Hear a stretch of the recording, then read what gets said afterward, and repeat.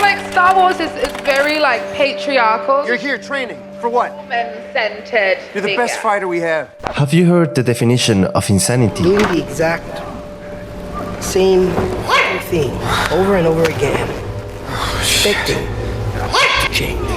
Star Wars doesn't learn from its mistakes, it doesn't change, and it doesn't hit its fans. The Force is female, so the studio is putting the avatar of their message, Rey Palpatine, at the forefront of a sequel movie that takes away the task Luke Skywalker should have done. Moreover, LucasFilm is preparing a prequel to the entire Star Wars storyline, The Acolyte. The upcoming show is taking cues from a movie that shouldn't exist anymore. And just like that, Disney has the ability of distorting Star Wars before and after George Lucas' original storyline. And the prequel, sadly, sounds just as you'd expect coming from the Kathleen Kennedy studio. LucasFilm presented The Acolyte's cast during the Star Wars Celebration Europe in April 2023. One of the show's actresses described it as Very woman-centered world. the show's setting is during the High Republic era, about 100 years before the Phantom Menace, or 2010 years after Geode, a sentient alien rock who piloted a ship in the High Republic comic series. This is the worst. Its timeline might be different, but the message and the style will be as usual. Thank you for rescuing me. Erasing the old, manly Star Wars in favor of girl power. Yes. Acolyte's showrunner Leslie Headland also said that the show will feel similar to Rian Johnson's The Last Jedi. Like everyone's favorite Star Wars movie, The Acolyte will question and criticize the Jedi. Kill the past. Even if the past is the only reason Lucasfilm still exists, Disney hasn't created anything new with the studio since they bought it in 2012, and all of their Star Wars shows and movies use the same enemies from the original trilogy. But they do have new moral values. By that, I mean feelings are more important than objective truth and definitions. See, another Acolyte actor said. I mean, the best parts about Star Wars is there is no good or evil. It depends on what side you're standing on, truly. You know what I mean? That you can look at any angle and see yourself relayed through all the characters.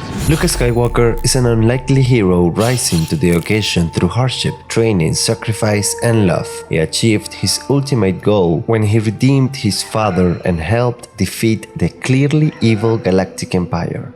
Anakin Skywalker is a tragic hero who lost his way due to his fear of loss. Relating with Anakin or understanding a villain is not the same as justifying his actions, because there is good in selfless acts of protection, mercy, sacrifice, and servitude. Promise me you will train the boy. And there's evil when the result of a character's motivation is hurting innocents or betraying those he loves. But under Kathleen Kennedy's leadership, Lucasfilm thinks they are better than the intellectual property they bought. They think they understand it better than everyone else, and that they can improve it by removing the childish elements they inherited from George Lucas. They think they can redefine the entire universe, even if the only thing they've seen is failure. On The Last Jedi, a Force ghost, Yoda, says to Luke Skywalker, The greatest teacher, failure is. Yoda gives Luke a lesson about passing on what you have learned through training, victory, and defeat. But the studio that wrote these lines didn't listen to itself.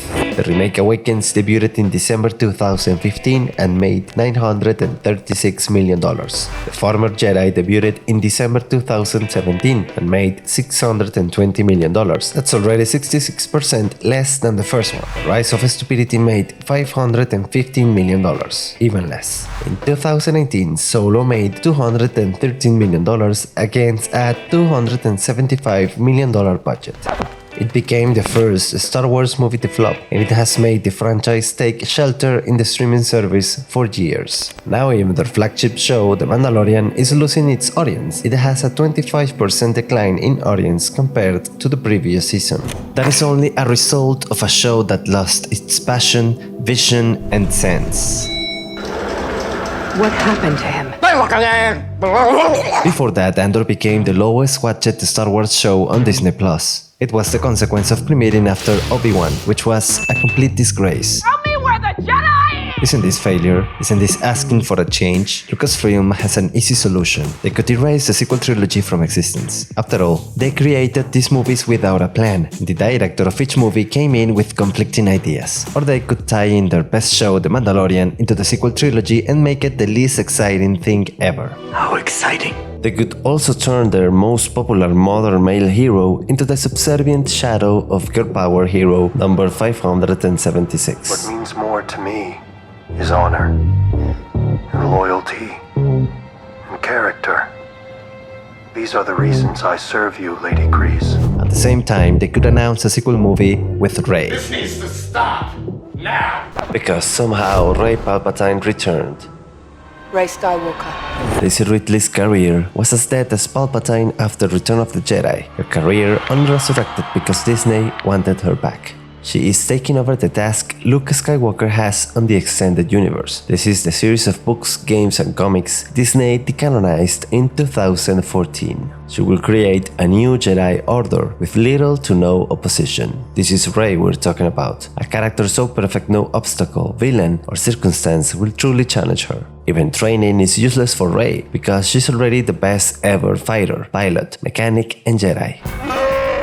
Rey's not here, is she? And sailor, even though she grew up in a desert planet. However, female activist Charmin Obaid Chinoy will direct the movie, so I bet my oppressing man balls that her enemy will be the system, and that she will defeat the system by talking and complaining. We've seen it before. Stop! I'm trying to be whatever this is! It's too late. Look at me. It's never too late to stop being a dick.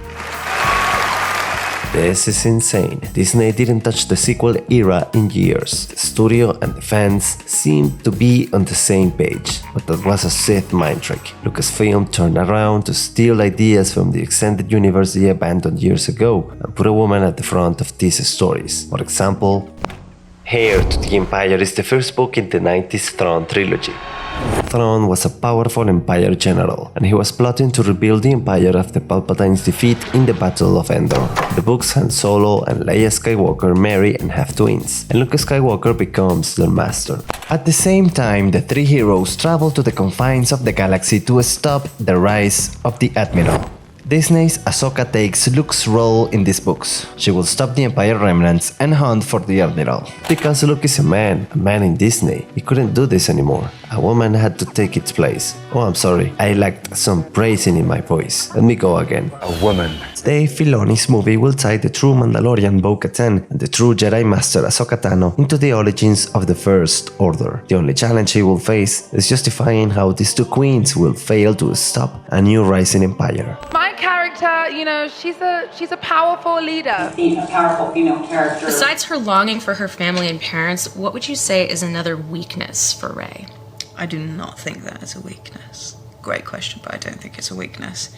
So yeah. Do you think she has any just kind of inherent weaknesses or I mean, I don't really believe in weaknesses in people. Guys, the girls in this movie kick some butt. Every single one is so good. The sequel trilogy remains. Rian Johnson is still an inspiration, and Rey Palpatine is coming back. Kathleen Kennedy is a one-trick pony, and the pony is a Star Wars, an animal that keeps doing the same over and over and over and over again. Until no one else is watching, because the Force is still female. The list of boring and flawless female protagonists defeating villains as easily as they receive praise and power will only grow, and the list of classic male heroes in the Star Wars universe will only decrease. The one saving grace for the franchise is Jedi Survivor. Andor Season 2 could also pick up some steam.